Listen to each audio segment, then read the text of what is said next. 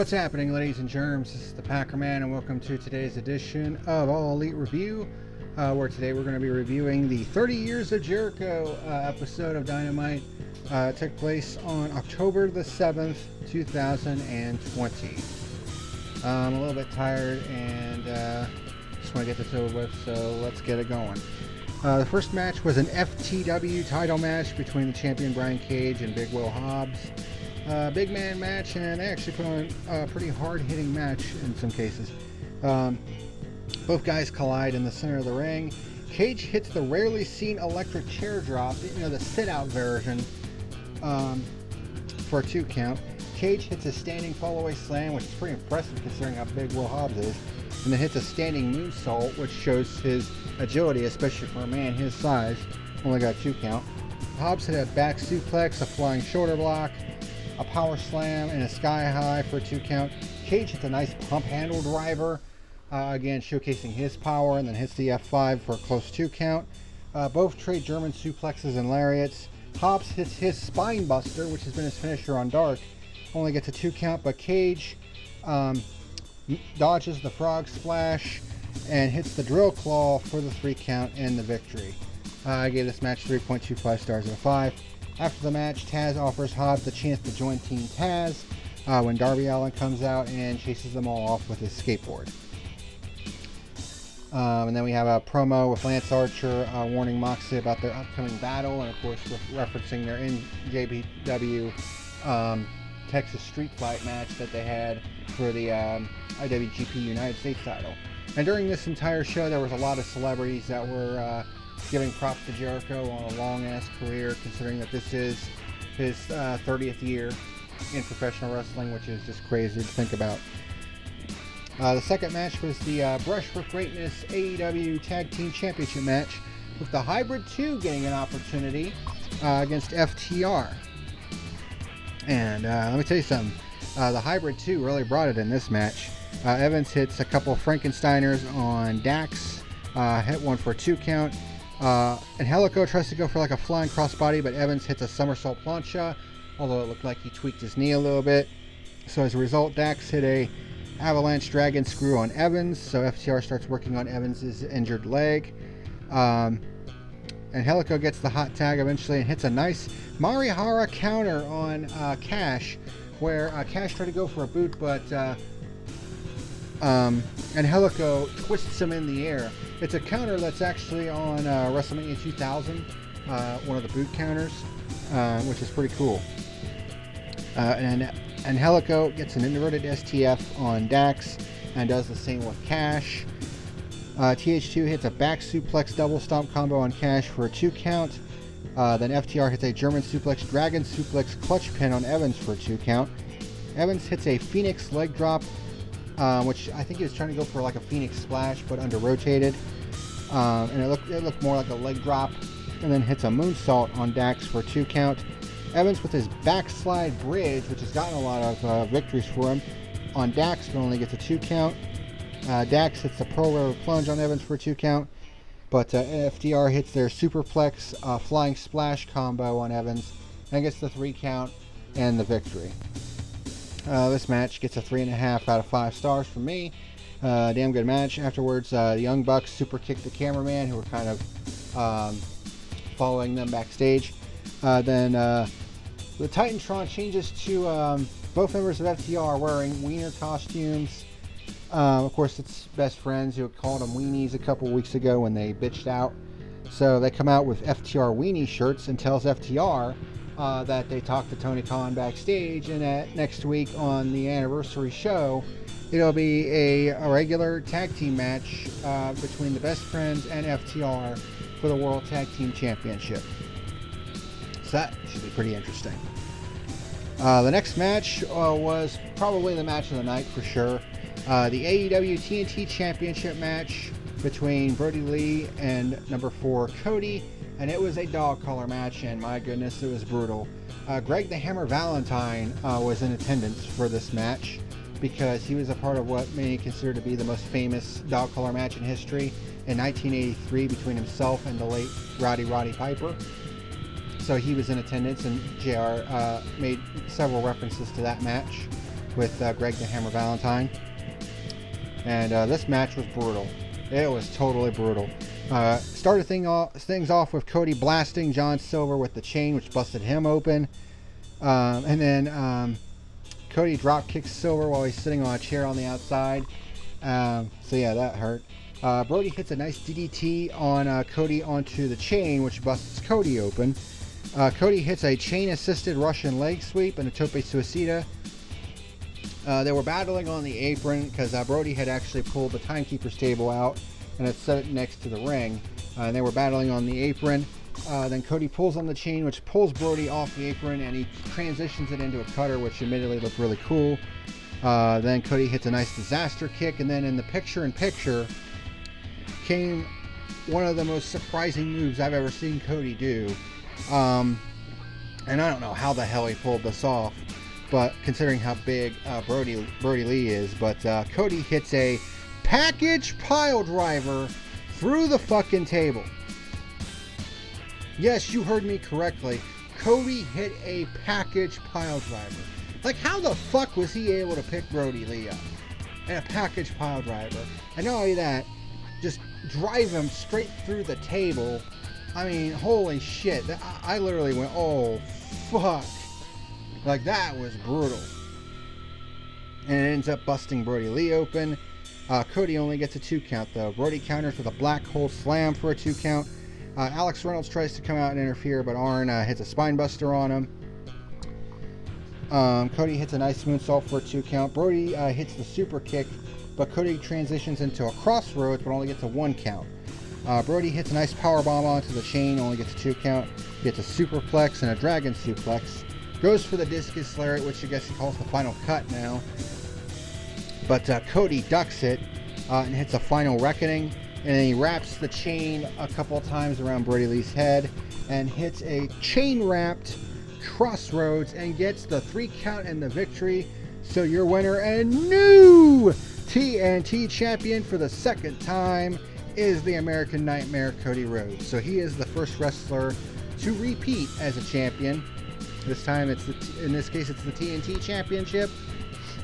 And he gives a very emotional interview after the match. I mean, it was pretty obvious that he couldn't really hold his emotions in. I don't think that was kayfabe or, acting on his part. I think that was legit emotions. And then Tony Schiavone asks who his first opponent is going to be. And Orange Cassidy comes out onto the stage and gives his lazy thumbs up.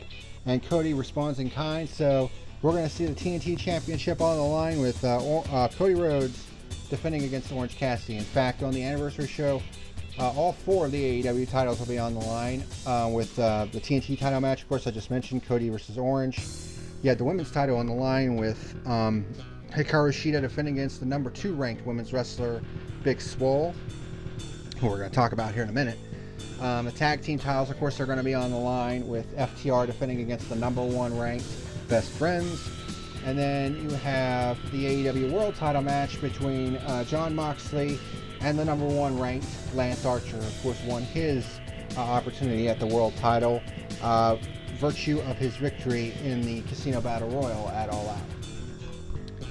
So next week is going to be really stacked. And next week's going to be really, really busy because in addition to the anniversary show where all 4 of the big titles are going to be on the line, AEW Dark is going to have a staggering 14 matches next week, this coming Tuesday night.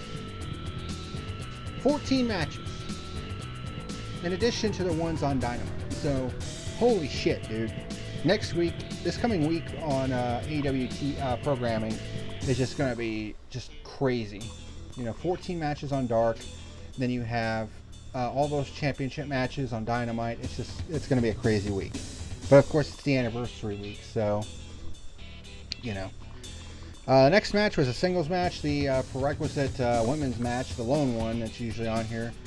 Honestly, I'm a little sick of that. This 1 match per week territory for the women's division. It's fucking stupid. Get it to at least 2 matches a week, AEW. I mean, not even WWE does that shit anymore. So we had Big Swole against Serena Deeb. So this was actually a nice match for what it was. I mean, they had to follow the fucking TNT Championship dog collar match, which actually gave 4.5 stars out of 5. I forgot to mention that. Not quite 5 stars, but 4.5. I think shows how fucking good that match was. But I mean, Big Swole and Serena Deeb did pretty well, all things considered. It was nice back and forth. Deeb hit a lariat and a rope dragon screw, of course, setting up for her Tequila Sunrise finisher. Deeb hits a nice hangman neckbreaker and begins working on Swole's left leg. Swole was going to go for her jump through the rope cutter that she usually does, but Deeb actually counters with a backstabber, which was nice.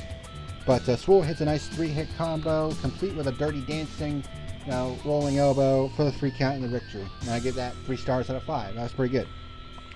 And then Mox starts talking about his upcoming match with Lance Archer, talking about the battle that they had over in New Japan with that Texas Death Match. So Moxley knows what to expect from Lance Archer, and I think that's going to be one hell of a battle. Then we have the main event, which is a tag match between Chaos Project, which is Luther and Serpentico against Chris Jericho and Jake Hager. Of course, these two got into it the previous week when Jericho went over the railing in their tag team match. Don't really think this should have been the main event. I mean, I know it's Jericho's 30th anniversary, but I mean, this match was just eh. It wasn't terrible, but it wasn't great either. Serpentico hit 2 head scissors takedowns on Jericho. Jericho hit a nice lariat on Serpentico. Jericho and Luther start chopping each other. Luther hit a nice butterfly suplex on Jericho. Jericho with a nice lion salt on Luther. Probably the best one he's done in a while. Serpentico with a nice handstand DDT on Jericho. Luther with a somersault splash onto Inner Circle. Chaos Project hit their electric chair Meteora, which is their tag team finisher, as it's been on Dark. On Jericho, only gets a 2 count before Hager breaks it up. And Jericho hits the Judas Effect on Luther for the 3 count and the victory. I gave this match 2.5 stars out of 5. I really don't think it should have been in the main event spot. But afterwards, MJF comes out with a gift, which was a clown holding a present. And the present was a picture of MJF. And Jericho was like, "Thank you very much." And then he takes the picture and slams it over the clown's head, who no-sells it. So Jericho hits him with a nasty Judas Effect. That looked like a legit Judas Effect. Regardless, that was probably the best one he's ever hit. And it looked nasty. And then he's like, "I hate clowns." And then MJF and Jericho are like, "Ah!" And Jericho's like, "Thank you very much." And then the credits roll. And it shows Jericho and all the credits. And Excalibur even said, "Jericho was working camera forward?" And then Jericho's like, "Man, oh, Jericho's ambidextrous." That was funny. That was funny as hell.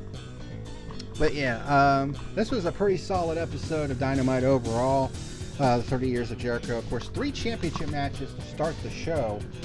With the FTW title, the tag team titles, and then the TNT championship dog collar match. That was a pretty solid way to start the show. That was a pretty good first hour.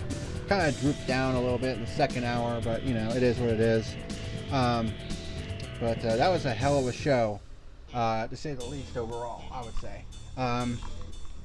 So my final rating for the 30 years of Jericho edition of Dynamite, I'm going to give it a pretty solid 7.5 out of 10. Pretty solid show overall. And then, we got the anniversary show coming up this week with all the titles on the line. So I think that's going to be crazy. But that's going to do it for this edition of All Elite Review. Thank you very much for watching. Here are my updated rankings. A little bit of shuffling going around this week. And getting closer to the end of the year. So that's going to be crazy to talk about. But thank you very much for watching. And until next time, this is the PackerMan signing out. See you later.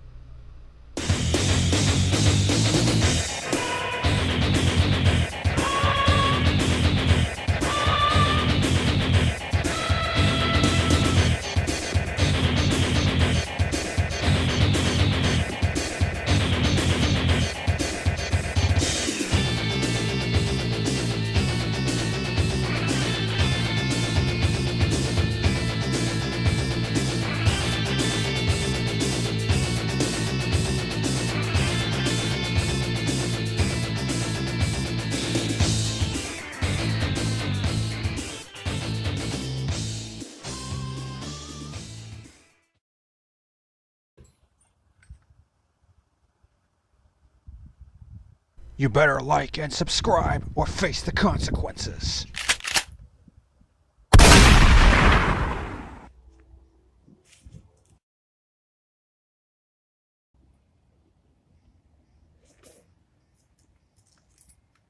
You have been warned.